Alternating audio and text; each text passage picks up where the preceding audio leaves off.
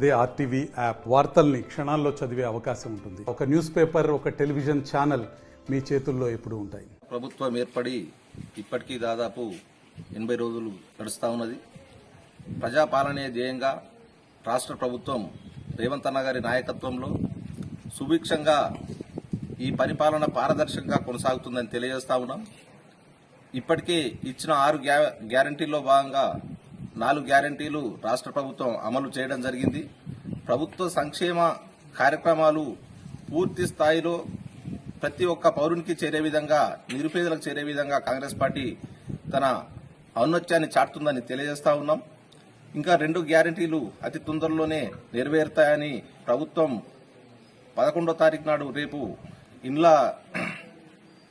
ఇందిరమ్మ ఇండ్లను ప్రభుత్వ పరంగా శాంక్షన్ కోసం అధికారికంగా లాంఛనంగా ప్రకటించడం జరుగుతుందని తెలియజేస్తా ఉన్నాం.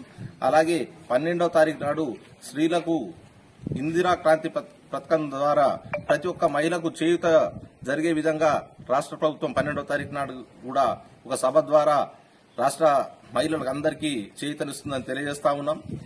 రానున్న పార్లమెంట్ నియోజకవర్గ ఎన్నికల్లో కాంగ్రెస్ పార్టీ పార్లమెంటు స్థాయిలో ఎంపీ క్యాండిడేట్ ను పార్టీ ఎవరు నిలబెట్టినా కూడా పూర్తి స్థాయిలో కార్యకర్తలు, క్రమశిక్షణ కార్యకర్తలై మెదక్ పార్లమెంటు నియోజకవర్గంలో ఖచ్చితంగా కాంగ్రెస్ సీటు గెలుస్తుందని తెలియజేస్తా ఉన్నాం.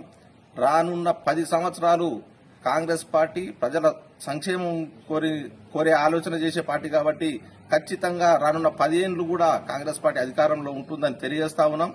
కల్లబొల్లి మాటలు చెప్పినటువంటి కేసీఆర్ గారు పూర్తి స్థాయిలో ఫామ్ హౌస్ కే పరిమితమై, అప్పుడు ఫామ్ హౌస్ కే పరిమితమైండు, ఇప్పుడు కూడా ఫామ్ హౌస్ కి, ఎందుకంటే తనకు ఆరోగ్య పరిస్థితుల వల్ల మళ్లీ ఫామ్ హౌస్ కి పరిమితమైంది. కాబట్టి గజ్వేల్ నియోజకవర్గంలో బీఆర్ఎస్ లీడర్లు ఇదివరకు 10 ఏళ్ల కాలంగా కల్లబొల్లి మాటలు చెప్తూ ఎన్నో రకాల కాంగ్రెస్ కార్యకర్తలనే కావచ్చు, గ్రామీణ స్థాయిలో ఉన్నటువంటి నాయకులనే కావచ్చు, ఎన్నో విధాలుగా హింసించినటువంటి కార్యక్రమాలు ఉన్నాయి.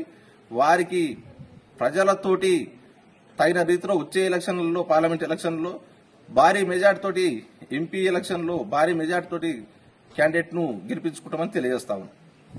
అధికారం కోల్పోయినటువంటి బీఆర్ఎస్ పార్టీ, ఫస్ట్ టీఆర్ఎస్ ఉండే, తర్వాత బీఆర్ఎస్ అని పేరు పెట్టుకున్నటువంటి పార్టీ తన ఊరికి బీఆర్ఎస్ పేరుతోటి పూర్తిగా కోల్పోయింది. ఇప్పుడు రానున్న ఎంపీ ఎలక్షన్లో తెలంగాణ రాష్ట్ర వ్యాప్తంగా మెజార్టీ అన్ని సీట్లను కూడా కాంగ్రెస్ పార్టీ గెలుచుకుంటుందని తెలియజేస్తా ఉన్నాం. ఈ గెలుపు తర్వాత పూర్తి స్థాయిలో బీఆర్ఎస్ పార్టీ అనేది కన్వర్గ్ అయిపోతుందని తెలియజేస్తా ఉన్నాం. వాళ్ళ నాయకులకు కూడా చోటా మోటా లీడర్లని కాదు, బడా లీడర్లకు కావచ్చు, గల్లీ స్థాయి లీడర్లకు కావచ్చు, గ్రామీణ స్థాయి లీడర్లకు కావచ్చు, ప్రతి ఒక్కరికి విజ్ఞతతోటి మాట్లాడాలని తెలియజేస్తా ఉన్నాం. ఎందుకంటే మాకు వాళ్ళ లెక్క అన్ని అడ్డమైన మాటలు రావు, విజ్ఞతతోటి మాట్లాడాలని తెలియజేస్తున్నాము. లేకపోతే మా లీడర్నే కానీ, మా ముఖ్యమంత్రినే కానీ, మా నాయకులనే కానీ, మా మంత్రులనే కానీ, బడుగు బలహీన వర్గాలైనటువంటి పొన్నం ప్రభాకర్నే కానీ ఎవరన్నా విజ్ఞతతోటి మాట్లాడకపోతే, వారిపై విజ్ఞతతోటి విమర్శలు చేయకుంటే, మీరు విమర్శ చేసేందుకు మీరు ప్రతిపక్షంలో ఉన్నారు కాబట్టి అర్హులే కాదని కాదు, అనవసరంగా వేరే విధంగా మాట్లాడితే ప్రతి ఒక్క కార్యకర్త సైనికుడై తమరి భరతం పడతామని తెలియజేస్తా ఉన్నాం.